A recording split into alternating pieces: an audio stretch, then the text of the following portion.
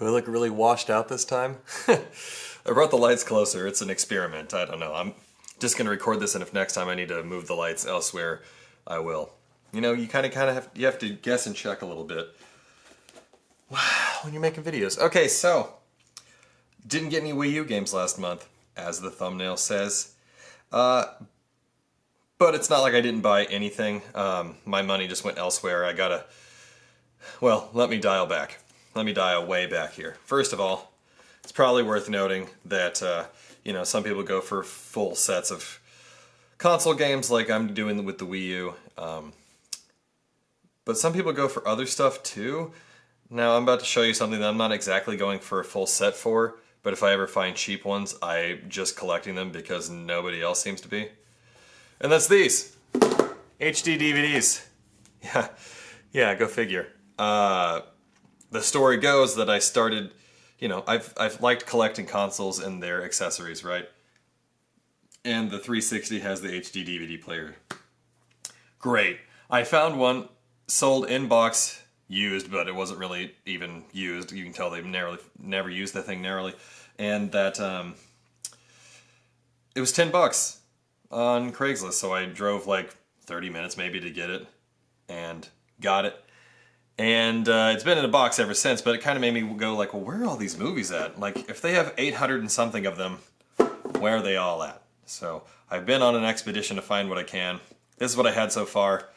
300, and subsequently somebody else gave me their 300 that is another region. Yeah, I find that kind of interesting. Mature 15. Oh, it's Australian. Huh. That's cool. I don't think that the HD DVD player is region free if they have that marking on there. Anyway, Batman Begins, Bourne Identity, Bourne Supremacy, Charlie and the Chocolate Factory, which strangely enough has these like feet at the bottom, so you can stand it upright, I'm guessing, but that doesn't really stand. I don't know. Yeah, there you go. I don't know why anybody would want that. Like you were going to put these on display or something? So that's kind of intriguing to me. Goodfellas, which I've never seen in general. The Italian Job. Oh, The Perfect Storm also has the little feet on the bottom. That is so interesting. I need to look into that. Troy, the director's cut, and Serenity, which I've never seen the TV show. I only watched this movie. The door won't close and stay locked. That's a bummer. I'm not going to ever try to replace these cases. I'm just going to keep things original. I did just now notice, of course, these wax pencilings in the upper left-hand corner. There you go, you can see that now. Oh, there's one also on The Perfect Storm. Wax pencil, by the way, can come off with Goo Gone, if anybody uses Goo Gone. So that's my collection so far, but that's not what I bought this month. I didn't buy these this month. I just wanted to show what I was starting with. No. What I bought this month was these. As I said, I got a message from my pal, Elliot. Forgive me for not knowing your online handle. But we're going to go through these and I guess see which ones have feet on the bottom. I've not really looked at it. He just messaged me, said, hey, Savers has a whole row of these. And I was like, well, I have some of them already, so if you could take the list of the ones I already have and don't buy those, but buy the rest, I'll pay you back when I see you, basically. So we got this.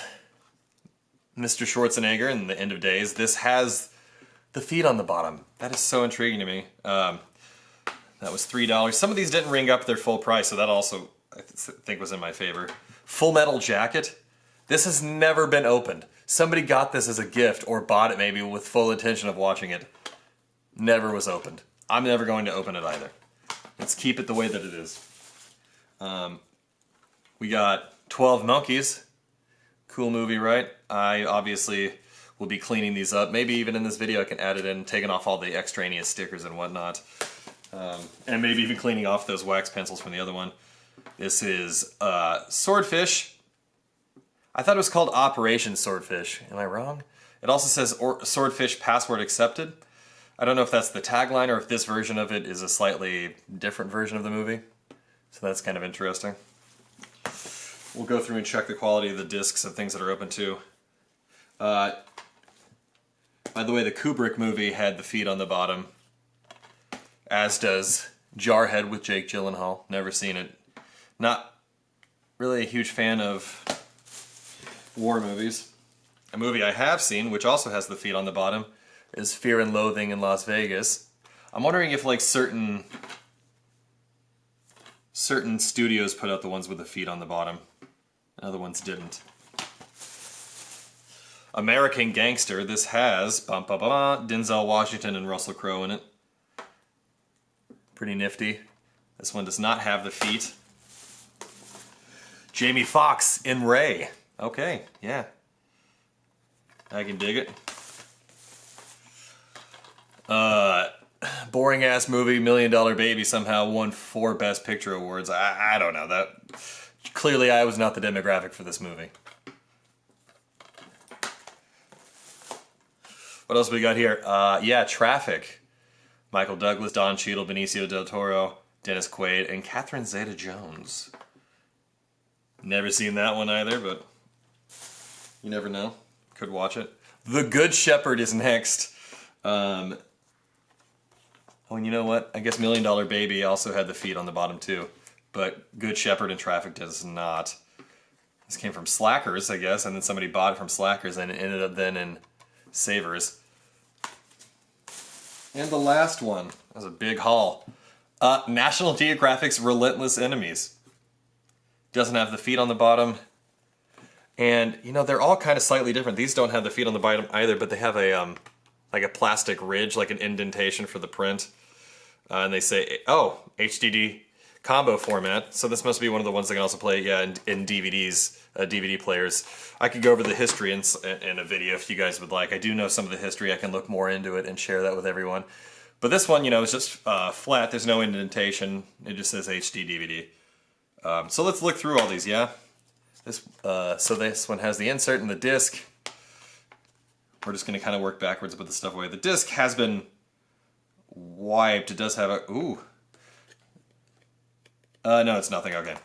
Has like little teeny tiny scratches. I don't think that would hurt the playback of this. These are not like Blu-ray in that regard. Blu-ray, if you scratch it, you're going to be in some small amount of trouble. HD DVDs are actually just an expanded DVD format. Again, I'm oversimplifying it. There's actually a history to it and a science to it. The Good Shepherd has a warning notice inside, having authentic DVDs instead of burned DVDs, and an insert promoting the other movies that they published. So yeah, this one's, you can either play it in a DVD player or HD DVD player. Yeah. Interestingly, well, it's not double-sided, so it doesn't work that way. I'm guessing your DVD player can discern the difference. It would be interesting to see what happens when you put this in. Does it go like, does it tell you definitively that it's been detected that it's a DVD player, or does it just start playing as normal? Traffic, again, keep it real. Don't use burned discs. Traffic, since it's not double-sided or anything like that, it has a print on the top, as opposed to the last movie that they just kind of went cheap on it because they were unsure of the, you know, amount of money they should put into it, like if it was going to blow up or not. It's a hard time. $1 Million Baby also has the print on the top and an insert as well. Is there anything under? No? Okay. I love the color that they chose for these. The burgundy tone as opposed to Blu-ray. Ray has the print on the top and has an insert in it. I'm really impressed that so far. It's like people like had these and never really watched them. This one, American Gangster, has no print on the top. You can see a lot of fingerprints on it. Maybe I'll just make a separate video of me cleaning all these for the people that actually have an interest in that. It's kind of fun. I use Goo Gun on the outside to get rid of the sticker residue. This HD DVD insert has... oh, it mentions HD DVD on side A and DVD on side B. Oh, it is that way. Okay, I see now. So the other one was double-sided. The DVD side is the top side. And the HD DVD has a different coating, and you could see like different rings and stuff. It looks closer to being like a Blu-ray. I would say that these to me seem closer to being like Wii U discs, whatever optical media that the Wii U uses. These seem really similar to that. Oh yeah, Fear and Loathing in Las Vegas. Insert with other movies mentioned on it, as well as the fun print. I don't like how large they put emphasis on the HD DVD. I would have preferred more of the bats. Jarhead also has the HD DVD insert. Same thing. Different movies mentioned on it. Branding and then the movie print.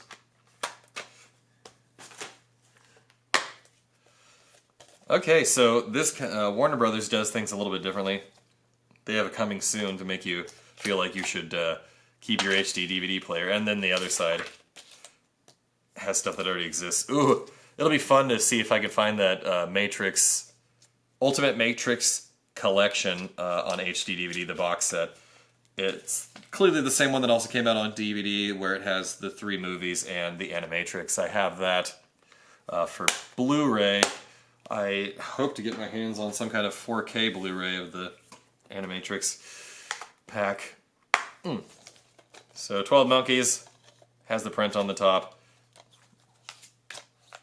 Important notice warning, authentic DVDs not being burned.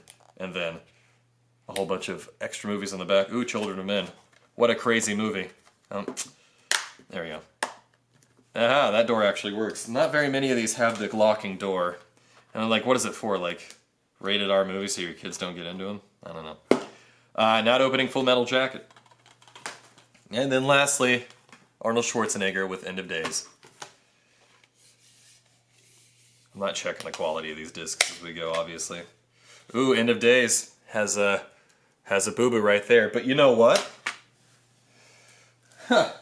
I now have a purpose for this other 300 box. I am just gonna swap that in. In fact, let's do that right now. I'm not gonna get rid of 300, of course. Ooh, that's interesting too. This flimsy paper, this paperboard. I'm gonna do a video on it. I don't know if anybody's interested. At the end of the PS2 cycle, when the PS3 games and the 360 games were starting to come out, a lot of the games had paperboard inserts like this, and then like a few years into the life cycle of the 360, PS3, and Wii, those inserts started turning into just these. And I don't know if it's just because these disc manufacturers changed things, or if it's like the companies just like, we need to stop paying so much money for the prints, you know, and so they went to a thinner thickness of paper. I'm gonna look into it. It's crazy. I just noticed it one day while I was cleaning up games. Yeah. Alrighty. Here we go. End of Days in its spot. Cover is now in. And where it says not for sale, obviously that means that this copy of 300 came with an HD DVD player in its region. I will take this off because End of Days clearly was a purchased item. It was not a pack-in with an HD DVD player, or at least not the copy that I have now. So I'm gonna take that off camera to not waste anybody's time. Or again, if anybody's interested, I'll make a video about cleaning all these up. For those wondering, 300. The only HD DVD marking that this Australian version has is right there. And literally there's nothing else really different about it. But you know what's interesting is my copy of 300 for the American release does not have any print on the top other than the ring that has the text in the middle. It's interesting, but you know, since this won't play, I mean, it's obvious it's not going to play on my version of the hardware. I'm just going to keep it handy as a fun little thing. But yeah, that's not too bad. Not too bad at all. Everything's in good quality condition except the one box, which I had an extra for.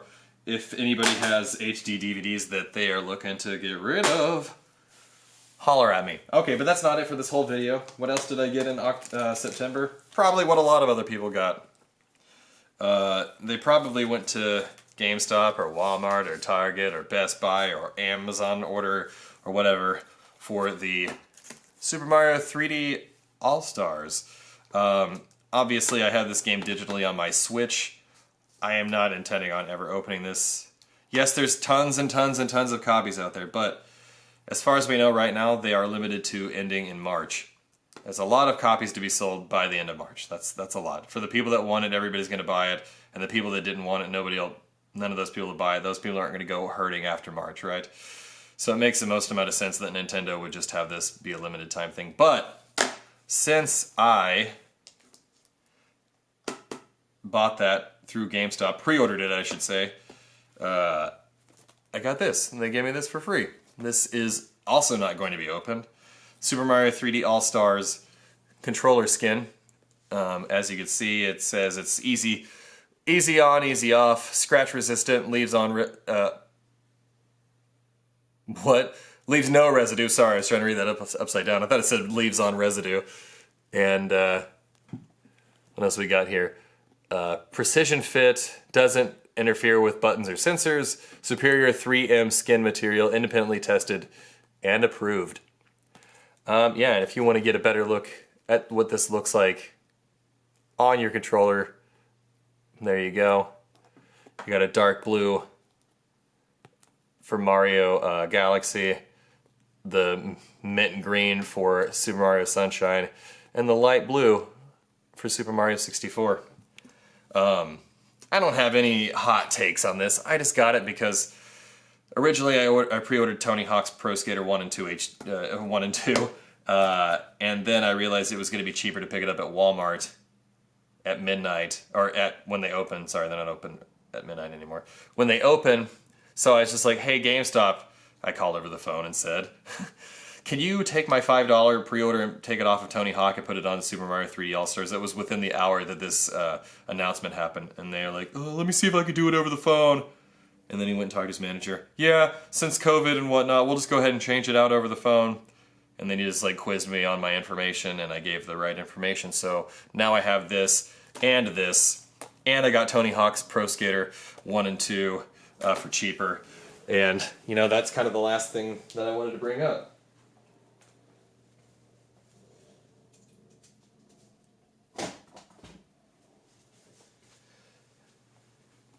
Is Tony Hawk's Pro Skater 1 and 2. It came out the week before, right? Or so. Early September. I've been playing this in my spare time. I'm maybe like 30% into the 2 part of Tony Hawk's Pro Skater 1 and 2. But I had to get it physical. There was that whole debate beforehand as to whether or not this game would require a day 1 patch to be used. Obviously that ended up not being the case. Thank goodness. So, yeah, fantastic game. These are, you know, just iterations of the game that already exist, so you either love them or you hate them. I'm determined to prove that Super Mario Sunshine is not that bad of a game by beating it, but it is pretty cumbersome on the Switch's controls compared to the Super Mario 64, which feels nice. Super Mario Galaxy is the more sad one for me, because if you try to play it with a Pro controller, you know, there's some sacrifices being made there. So while it does technically work, I feel like it works better if you use, you know, independent Joy-Cons or on the original with the Wii Remote and Wii Remote controls, yeah.